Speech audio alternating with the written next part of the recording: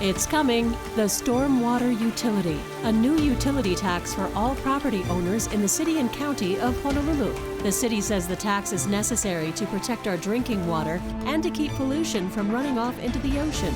But the fees will add extra monthly bills for home and business owners. Join the discussion on the forthcoming Stormwater Utility and its impact on the community. Tonight's live broadcast and live stream of insights on PBS Hawaii start now.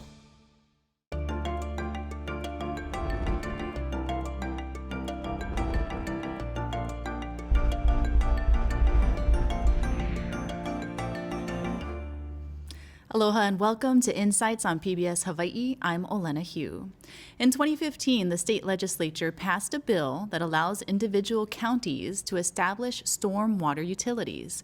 The city and county of Honolulu aims to be the first in the state to establish a stormwater utility and accompanying fees starting in 2023. The city says the utility and fees are necessary to ensure Oʻahu has clean drinking water and to prevent pollution from running off into the ocean. Once the fees are in place, the city plans to make improvements to Oʻahu's stormwater infrastructure and take steps to protect streams and nearshore waters.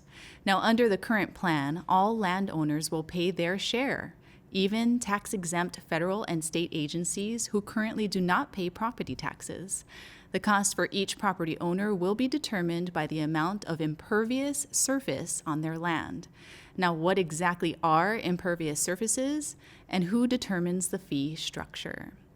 We look forward to your participation in tonight's show. You can call or email us with your questions.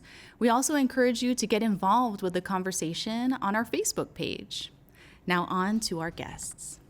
Roger Babcock Jr. is the Director and Chief Engineer of the Department of Facility Maintenance for the City and County of Honolulu.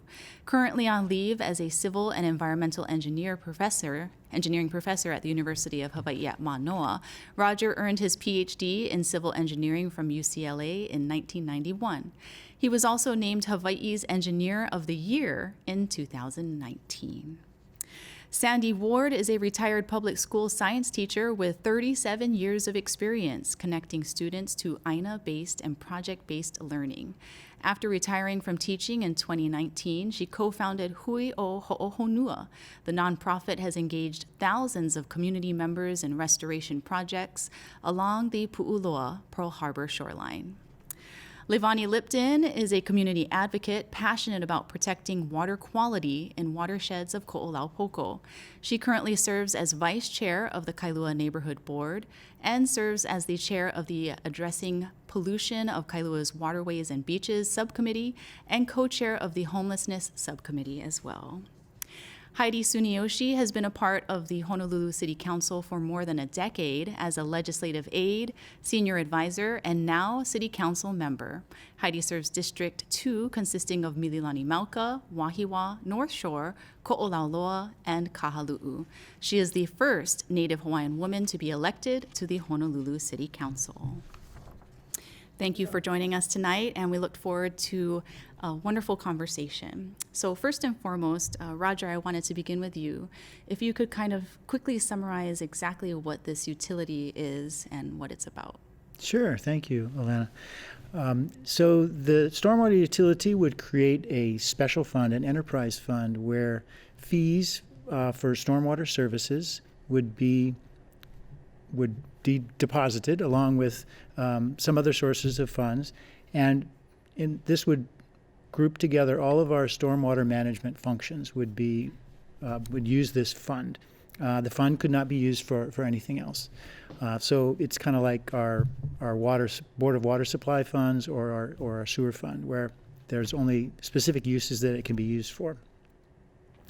And the stormwater management functions include all of our infrastructure, our storm drain pipes, our catch basins, our street sweeping and cleaning functions, as well as management of our National Pollutant Discharge Elimination System permit. It's a Clean Water Act permit that we have for the city to manage the stormwater, comply with the regulations island-wide.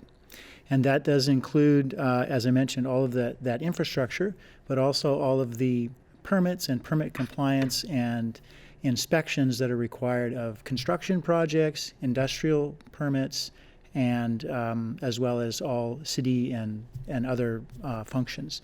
So the city has essentially a blanket permit issued by the State Department of Health to manage all stormwater. There are some large industries and things like the oil refineries and things that have their own permits. But for the most part, everybody complies under the city permit. So it does include, as I mentioned, the infrastructure, but also maintaining all of our streams that the city owns. And we also have a bunch of outreach programs and things like that. So. Okay. Thank you for letting us know. And Councilwoman Suniyoshi, what can you tell us about what we can expect from the City Council next year as this proposal goes before you guys for a vote? Thank you, Elena.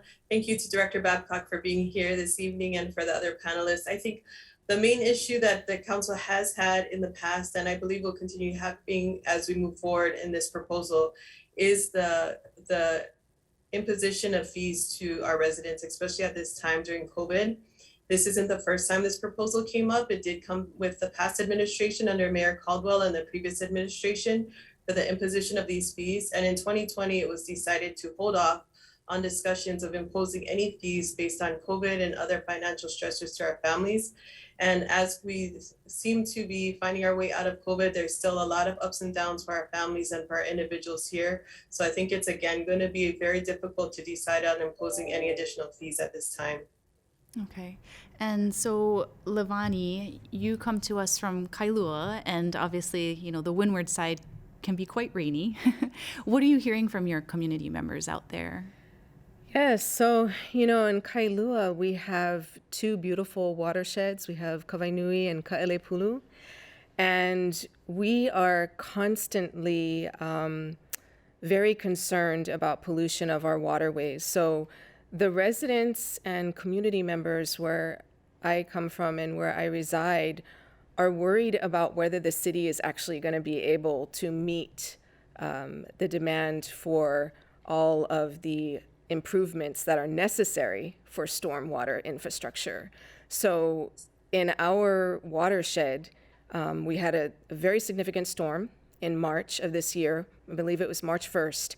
And you could literally see the sediment that had come from construction sites upland flow down under Kalanianaʻole Highway and through culverts into Ka'elepulu Pond or Enchanted Lake, and then down to the ocean, down to the beautiful Kailua Bay, which is on everybody's tourist brochure. And so we're very concerned. When you drive around Kailua, there are storm drains that have lots of weeds growing out of them that are not maintained. The city has put in some screens, but there's so many improvements that are yet to be made. And so the residents are really worried about being taxed another fee, but they're also wondering, like, okay, if there's going to be a dedicated fund just for this, is the city going to be able actually to do its job? Good questions. And of course, we hope to try to answer some of them. And Sandy Ward, you know, being an educator and also developing a nonprofit, what would you say your stance is on the proposal? I will say that my gut reaction was more government and more fees. Wow, it must be bad because it takes political courage to bring this up, and it has been brought up with a Democratic and Republican administration. And I knew it was bad because I have worked with my students for over 20 years looking at water quality issues. I remember teaching them about storm drains in a pouring rainstorm in Mililani, and we were watching the red dirt, hot chocolate water go into the storm drain. And when we found out that that water goes untreated right into our kai, right into our ocean, as students do, they ask really good questions. Well, why isn't it reclaimed? Well, why isn't it reused? Why isn't it treated? And basically those questions are what led me into my work in the nonprofit. So working in Pu'uloa, Pearl Harbor is what many people know it as, but we always call it the Hawaiian name Pu'uloa or Kiawalau Pu'uloa. It's ringed with signs that say, do not eat the fish, do not eat the crabs. And the pollution that was on the Aina everywhere in everyone's yard, every bit of Aina in 8 watersheds, and the largest collection of fresh water has run into our food web. And we see families in COVID who are financially stressed, who are fishing more and more.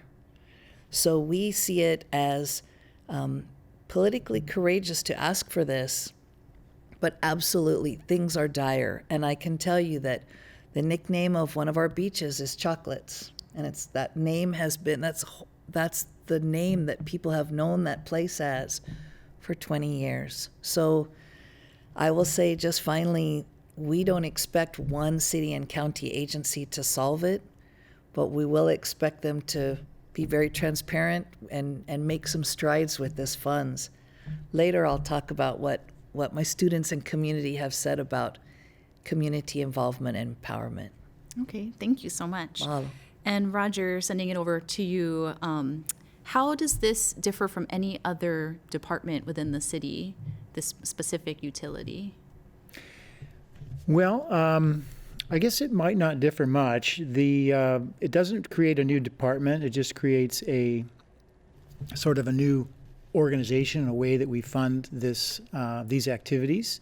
And essentially it makes a dedicated fund, which empowers us to be able to do more, to be able to right-size the program to what we need. So as is mentioned, what we're able to do now is not what we would like to be able to do and what is necessary.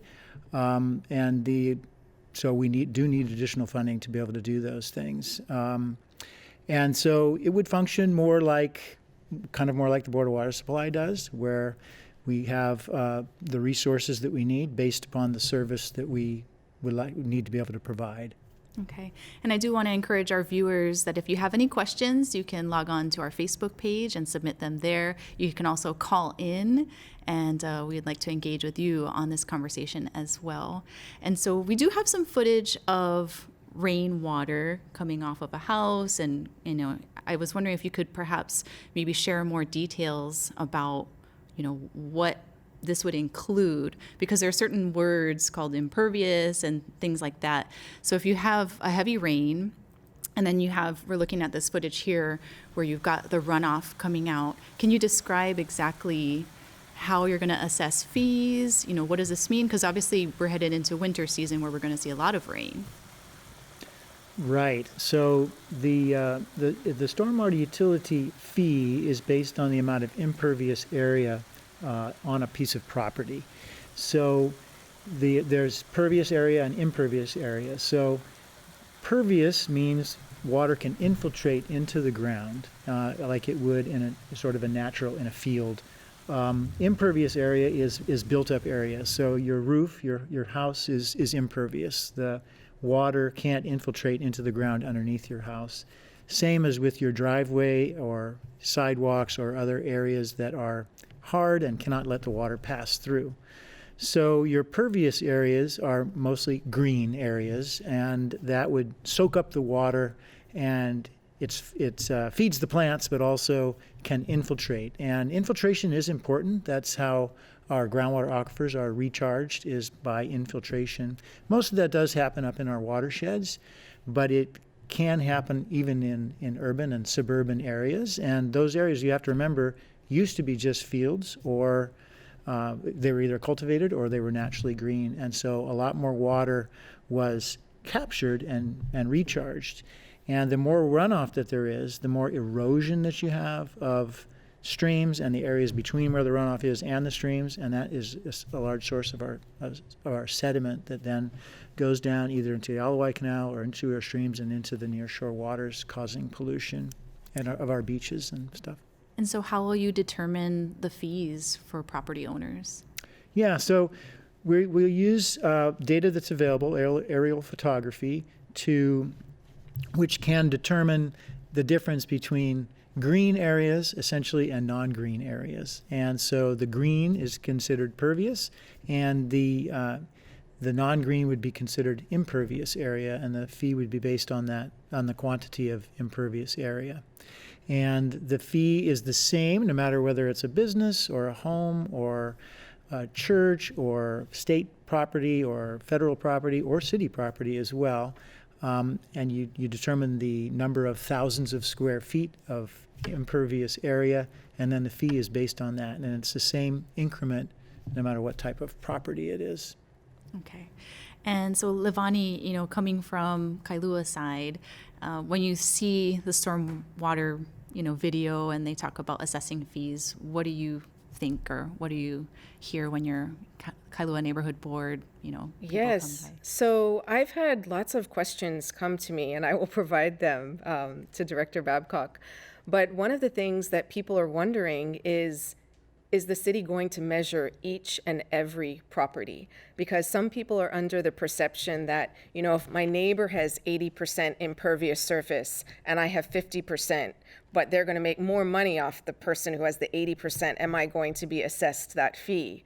So they're worried about being lumped into categories and being charged unnecessarily. And they're also wondering, how are they going to contest it? So is there going to be an appeal process where they can contest it with the city and dispute and say, no, I think you've got this wrong, or your footage is wrong. I shouldn't have to pay as high of a price. So we know that stormwater is an issue. We know that there's a lot of runoff that comes from the roadways, and there are many constituents who feel that, you know, the highways division should be paying their part because of the contribution of heavy metals and sediment and oil and all of these things that are going into our waterways, polluting them, causing algae blooms, causing dead fish to wash up on the homes around enchanted lakes. And so people do have a lot of questions about how they will be assessed. They're also concerned that if it's going to be an entity like the sewer or the Board of Water Supply, will there eventually be price hikes? So nothing really stays the same, and often the fees get hiked up. And so to Councilmember Tsuneyoshi's point, when people are already struggling, COVID, post-COVID, how are they going to be able to meet these fees? Good to know. And did you want to address any of those questions? I could. So there's quite a few. So for sure, there will be. So every home will be assessed. Every property would be assessed separately with aerial photography data. And so if someone had 80% impervious, and they're going to pay more than somebody that had 50% impervious. And there will be a process for you to be able to challenge what your assessment is, and we will be either visiting or finding a way to determine what the correct fee should be.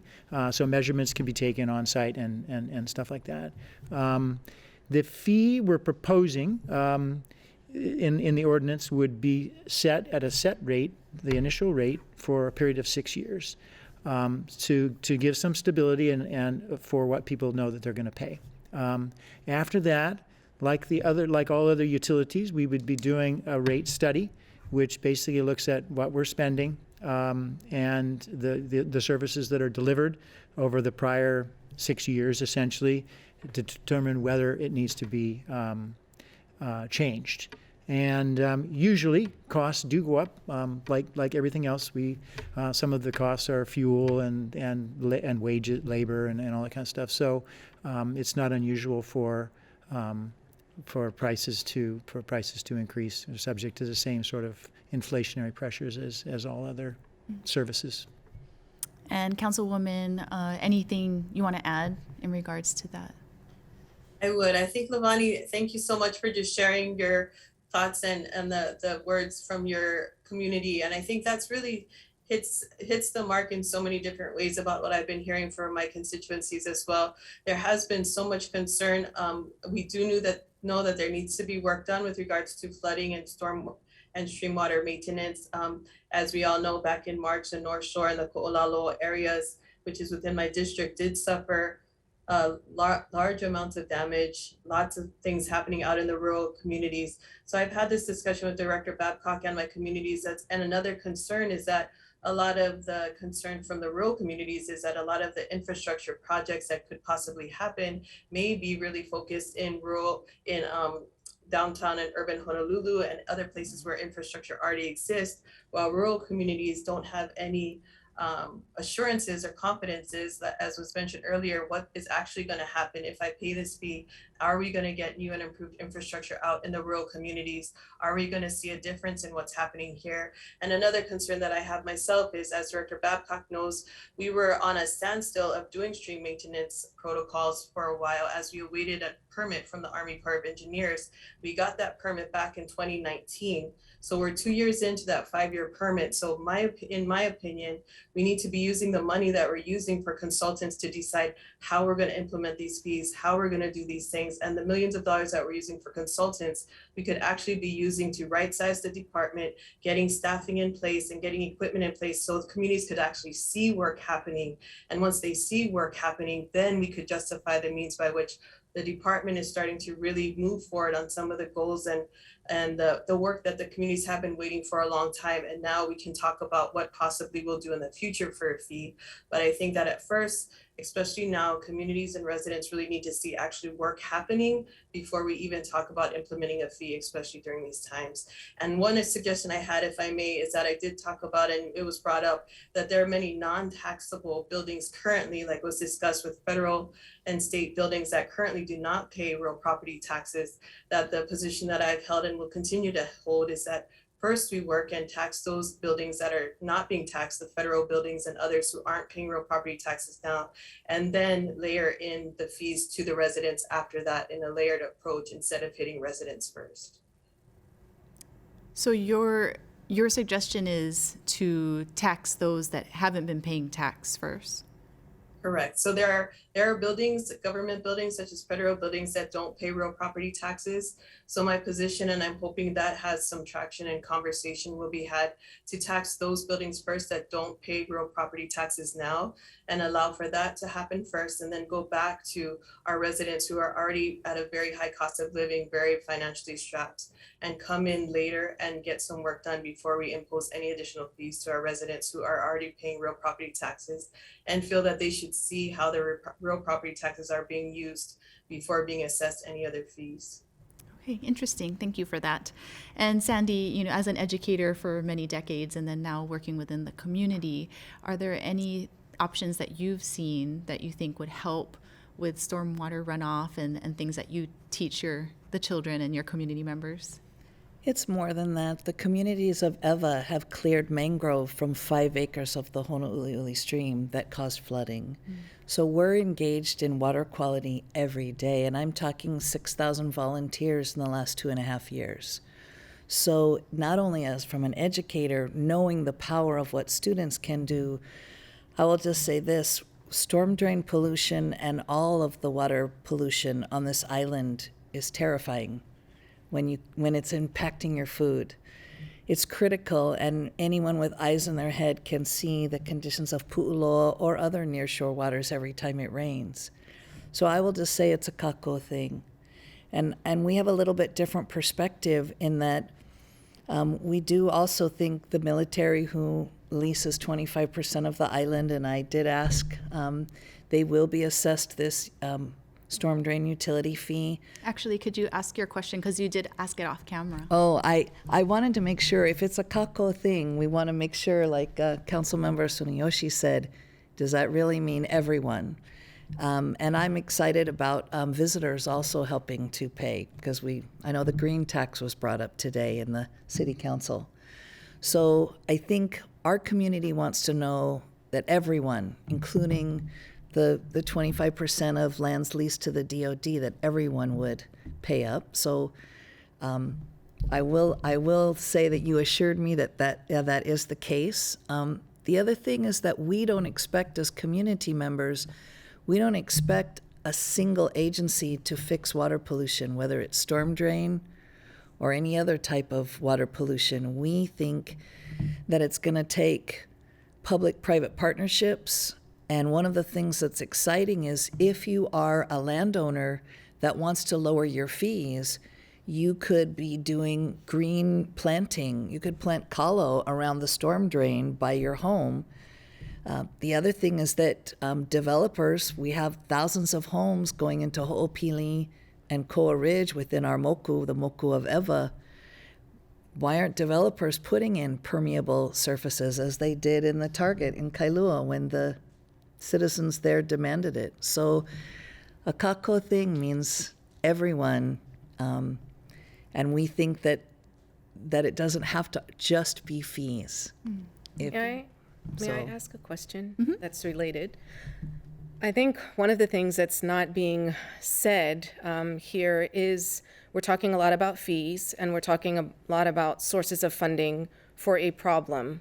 It's a very serious problem, and it is disruptive to our ecosystem. I would like to ask Director Babcock, what assurance can you give the public that this money is going to be utilized for its intended purpose?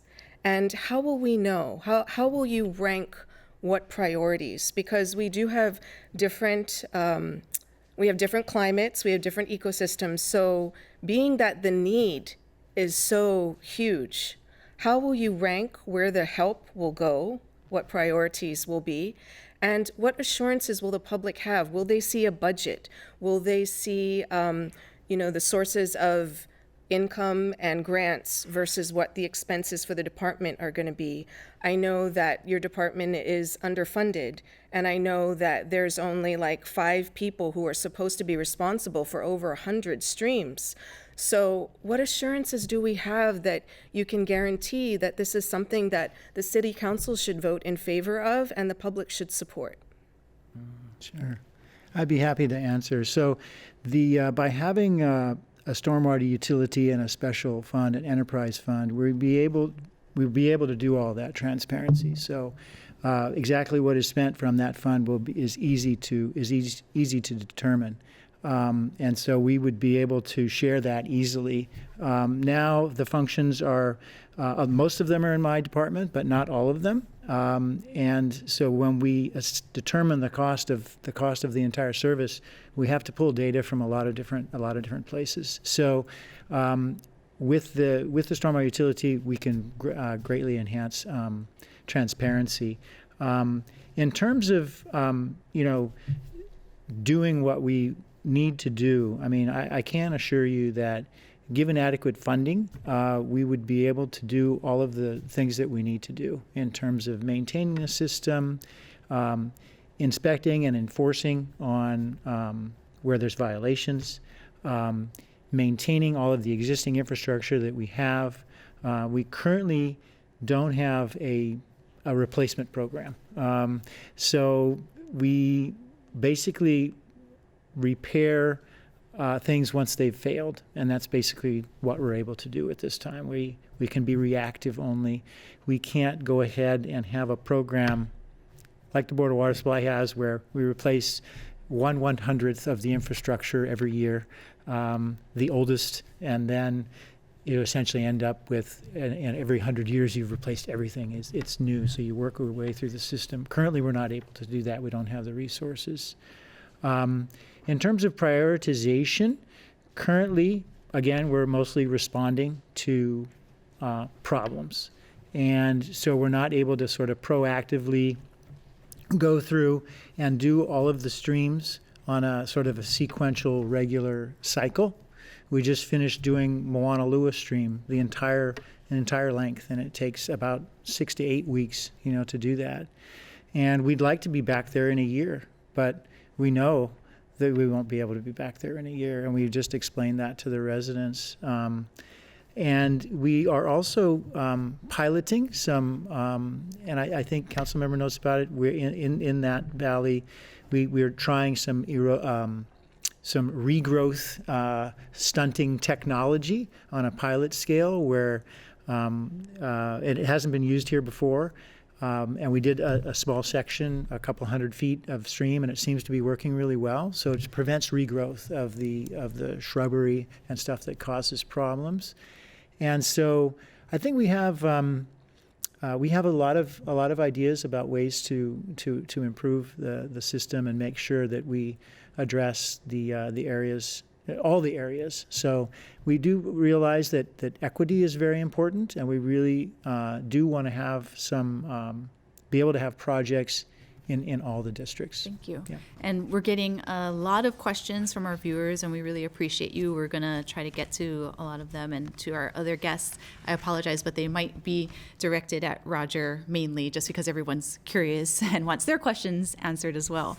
So one of them is, what about city sidewalks and roads? Those are impervious surfaces. Will the state or city be charged utility fees for those as well? And that would be interesting because the city is assessing a fee to itself. Yeah, so that's pretty common though. So I actually pay the water bill for the whole city to the Board of Water Supply. So we do. We have a lot of buildings. We use water and we create sewage. So we pay those bills. So the city does assess each other for everything. So yes, but to get back to the question too about roads. So roads are.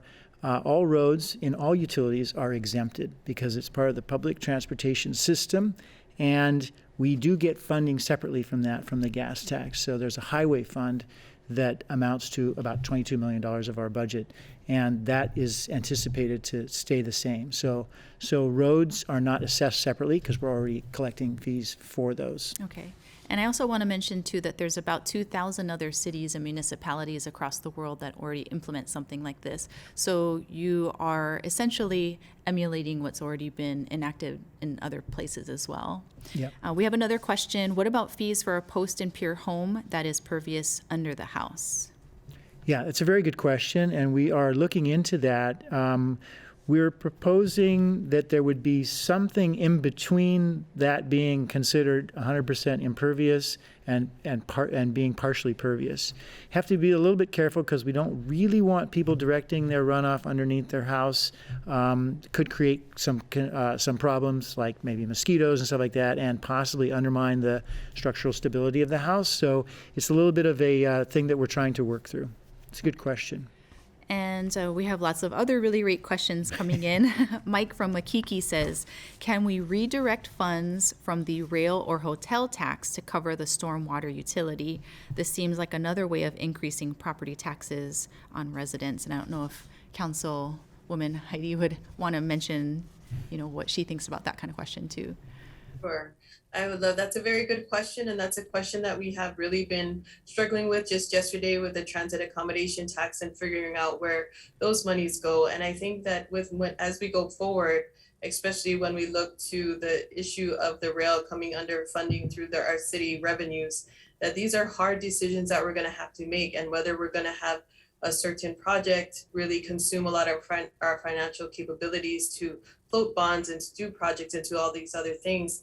Where do we focus our attention? And I think that's a very good question from the constituent, is that we should really be looking at all our financial capabilities to do these much needed services, like address our stormwater and do projects that help our communities feel safe, and make sure that we have the resources to do that without increasing fees. So that's a very good question. And if it was up to me, I do think that we should really focus all our city financial resources into doing things just like this. And right now we have the huge opportunity between CARES money, ARPA money, infrastructure money that's going to be coming through, and with the TAT funding that we're able to do, to really balance and be able to do amazing diversified things within our city budget if we do them the right way. So that's a very good question, and I would hope that we could do all that without increasing any fees.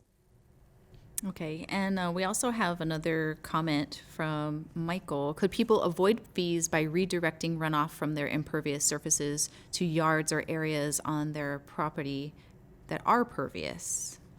Yes, great question. So the stormwater utility fee includes a credit program as well as a hardship program. So the credit program would allow credits for certain activities that retain stormwater on the property. There's a calculation that's done. It calculates a certain amount of water.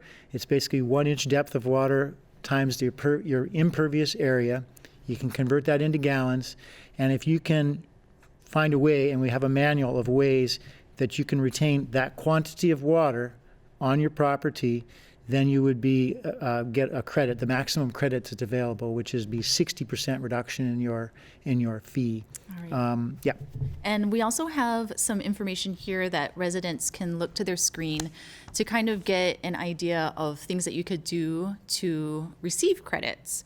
And so obviously these are things that could be implemented if they're not already there on your property. And if you could just kind of give us a little bit of a rundown on what these are quickly. Sure, yeah. So these are practices which would allow you to capture the rainfall runoff. So there's a downspout there going into a rain barrel, and then that could be used to irrigate your plants and or your grass. A rain garden, again, would be located generally near a downspout, and so it uses the water from the downspout to grow the plants there. Downspout redirection is making it so it goes into the yard, and that water then would be used there rather than running off. And permeable pavers are great. It replaces your driveway and makes it into a pervious surface where the water, so that would not be counted then as impervious. And it is important to note that some people are already doing these things, and you're still going to get credits for those things, even if you've already implemented them before the stormwater utility goes into effect. Okay, great. And so Sandy, with your nonprofit organization, do you help to educate people on how they can reduce stormwater and damage and whatnot? We don't right now, but I'm smiling because many of my high school students implemented projects just like the ones shown in their own yard and educated the public. So I think one of the things that we haven't been able to do is gather the community in local areas in large gatherings. And we were going to invite Tanya and the folks at the Clean Water Branch to do some public education. So now we've switched to, well, if you can't have a large gathering, how do you get these things out?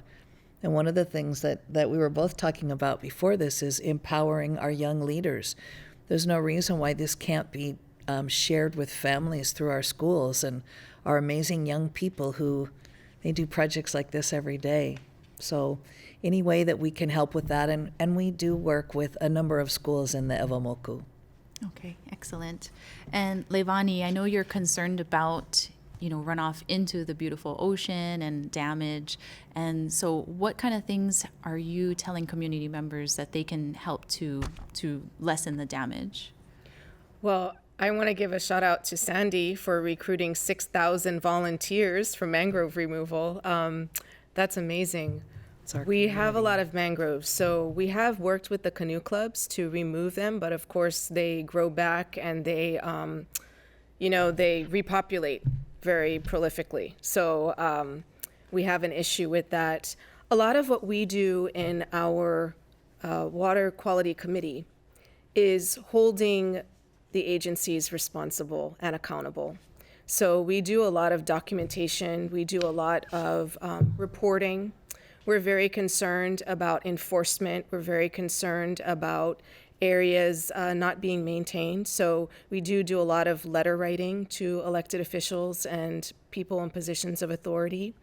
And of course, the public and community members are always welcome to come to the neighborhood board and bring their issues of concern before the neighborhood board so that we can take action. But, I think what really needs to be clearly stated is that we're just still concerned about the same thing. It's the accountability of an agency to do its job. And the public is a major stakeholder, but the pollution is not the public's fault. Yeah? I mean, we all drive, we know that, but the average person is not going around throwing sediment into the storm drains, which then empty into our waterways and pollute our beaches. And so I don't want to take the focus off of the major stakeholder who has been put in a position of responsibility. The public can be educated, and we can do our part and rally each other, and we can volunteer on environmental projects, and we're very active in doing beach cleanups and things like that. But we're talking still about the dysfunction of a city agency, and we're talking about charging people hopefully to improve their functionality, but we need to have those assurances. And I really want to stress that the public is going to state that over and over again when they come before the council with testimony. They're going to come to you and say, you know, you need to prove to us how you're going to do this and do it well. Yeah. I'd like to piggyback on that. As we have worked with, the city and county is the primary manager of the Pu'uloa or Pearl Harbor shoreline. And trying to find out what department does what, where the money goes, who does what, it's very confusing. So there hasn't been transparency and there hasn't been a good job of creating pathways for community engagement, community empowerment, community input. And so that's probably, you know, you're up against that. And it would have to be new practices. And I've seen that there might be a community oversight committee, which would be wonderful, multiple community oversight committees. But the other thing I will say is we don't expect a single city and county agency to be able to solve this, even with a utility. We're looking at partnerships that include many departments collaborating. You have the Department of Enterprise Services that's got all kinds of heavy equipment. You've got the state. You've got federal agencies. And what we're seeing in our partnerships that we're building for Pu'uloa is it's time to do things differently with storm drains and everything else. So while we appreciate that you're the department putting this forth and you're talking about taking on the primary kuleana, we'd also like to find out what kind of partnerships you would develop with other city and county agencies, with state and federal agencies. And I think we don't know where the money goes. May I add one quick comment? Yeah. In addition, I've heard from my my other neighborhood board members that DPP should be looped in as well, and that, you know, where is it in the building code that they should require certain types of these permeable pavers, or when they're doing construction right off the bat, so that immediately reduces the pollution and runoff. So DPP is a really big one, and I think, I don't know if that's come up in your discussions, but that would be really important to include them. Has there been any conversations with the state?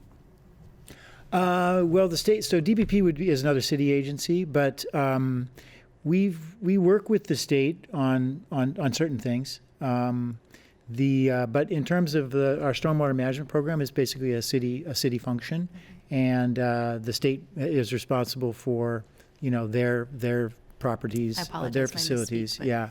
Have you been working with Department of Planning and Permitting? Yes, Department of Planning and Permitting, yes, is a big part of it. So they create all the regulations for stormwater systems for new developments and redevelopment. So those construction projects need to comply with the latest standards. But most of our properties are existing, and they don't meet those new requirements. But with the credit program, that would be the way that existing properties can be upgraded to reduce their runoff and essentially treat the water before it becomes a problem.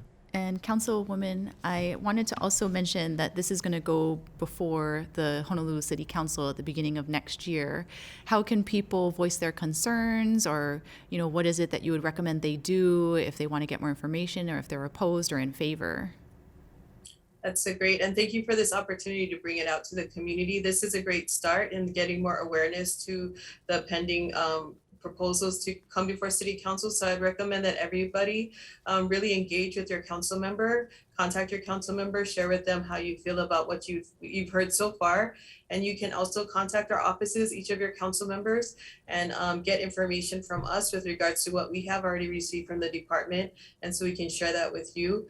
And I think it's important to already start engaging each other in communities. Like Sandy was saying, it's always a kako thing. And so if you have community groups and that you think everybody could come together and hui together and talk story about how you feel about it, and just get ideas flowing about how everybody is really gonna wrap their minds around such a situation pending before the City Council come the start of the new year. Because one thing I do have to say is it's not as straightforward also as I think it should be for residents to decide Do I do permeable surfaces? How much is my house going to be charged? What is this? What is that? So it's a little bit more complicated than just a straightforward board of water supply fee that is based on your consumption, which you can really figure out and control and make sure you know what to expect. This is something that may come as unexpected to many people. So please start reaching out to your council members as soon as possible and try to get clarity. So once it comes forward, you're ready to engage and be a part of the conversation going forward. Thank you. Yeah, and then also want to add that, this is something that they're using aerial imagery to determine how much green is on your property, and that's how they're going to assess the fee. Okay, so we have questions coming in and lots of them. So will swimming pools be included in the impervious areas? Yes. Okay. John from Kahala says, will homes in dry areas be assessed the same fee as wet areas? Yes. Do you want to talk about the study regarding the west side and the windward side having the same fee? Well, yeah. So basically, what has withstood scrutiny on the mainland and other utilities is everybody pays the same rate. It's quite difficult to justify anything different than that. Okay. And Carl from the Big Island. So this is actually only related to Honolulu at this time, but the state legislature did grant the counties to be able to implement this. Just want to preface that. How will we be able to protect our kupuna who are on fixed incomes from losing their homes when they will not be able to cover those new fees? Yeah, good question. So we do have a hardship, there is a hardship program proposed, and all utilities would have that. So basically there's a reduced rate for, if you qualify, for either ALICE or a certain percentage of AMI or something. Okay. So we'll be proposing something to council, and they'll decide how they want to implement that part. Okay. And how will the stormwater utility impact the cesspool pollution going into the oceans? There isn't any relationship between the stormwater program and the cesspools. Okay. And aerial surveying cannot accurately determine property lines. So the property lines are overlaid by, so the imagery includes 2 sets of data, GIS data for property lines and the aerial photography. And then as a default, that it will be done that way, and then it could be disputed and verified on the ground. So do you feel that if you were to dispute it, you would send someone to the house to evaluate? Yes. Or would you have to document and submit?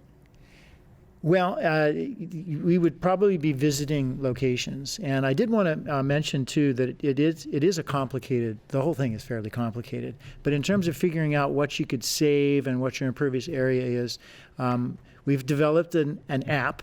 It's called Follow the Drop, and it's going to be part of the program where you can have this software. It's on your phone or your tablet or whatever you have, your smart device, and it would have your piece of property, and it would allow you to choose certain areas and say, well, if the downspout, you can outline an area and figure out what the savings would be if you put in impervious area, if you put in pervious pavers, or you put in a downspout disconnect and all that kind of stuff, and it would calculate it for you.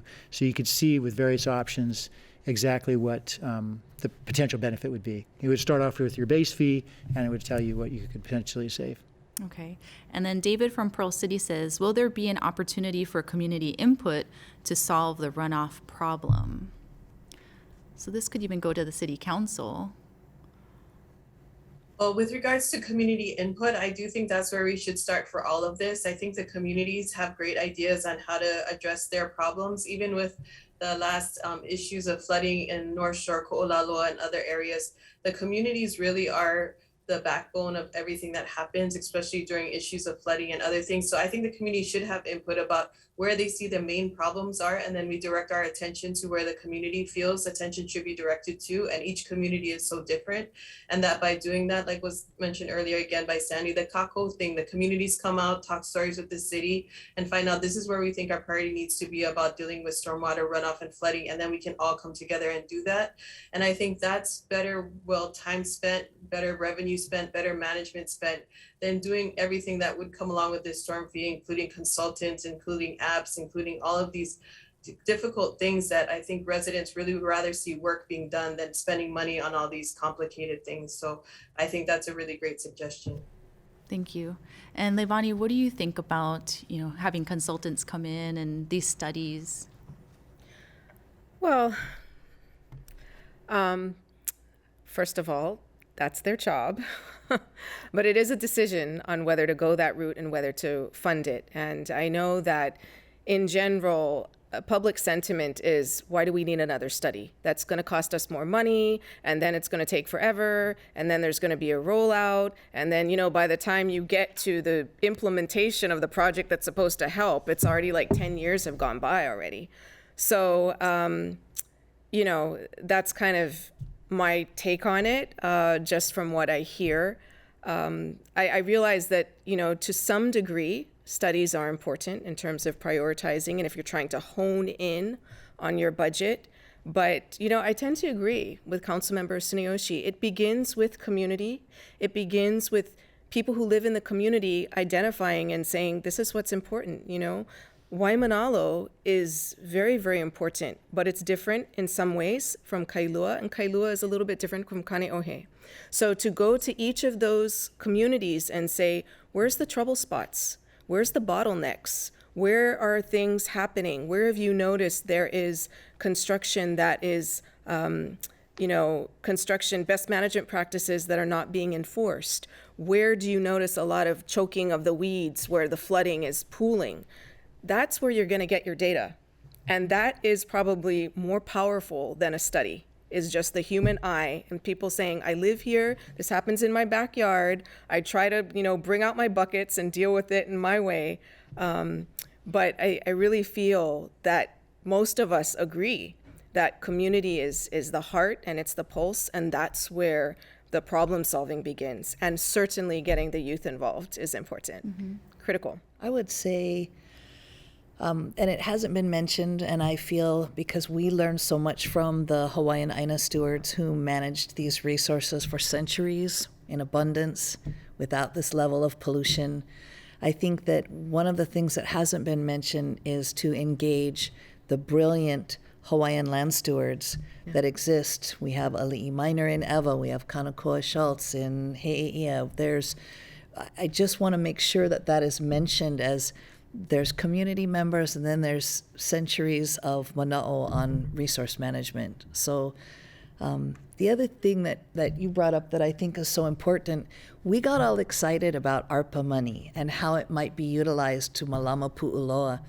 And I have to say, we have, except for dealing with the Delta surge, of course, the community also doesn't know where all the money goes. So that would be an interesting thing. Even I'm curious about the new infrastructure, the federal legislation that has passed, and the possibility for using those funds to address this. So just a point and a kind of a big fat question. So Can I just add one thing? Because you mentioned something which struck me, and that is, I spoke to a cultural practitioner in Waimanalo, and their take was, is the city really being a good steward? And they were saying they were very concerned, actually, when we think, okay, you're just going to clean the stream, sometimes that means removing debris, removing rocks, removing stones. But if you look at it from a cultural perspective, that has meaning and impact. So aligning with the community and the cultural stewards and the kupuna and the youth and making sure that everything is pono, and it's done in the right way, we have to give respect to that. Because as you said, the indigenous and the native peoples, they maintain the waterways. And so this is a product now of our civilization, and we do have a kuleana in it. But we should not forget the cultural practices either. Thank you.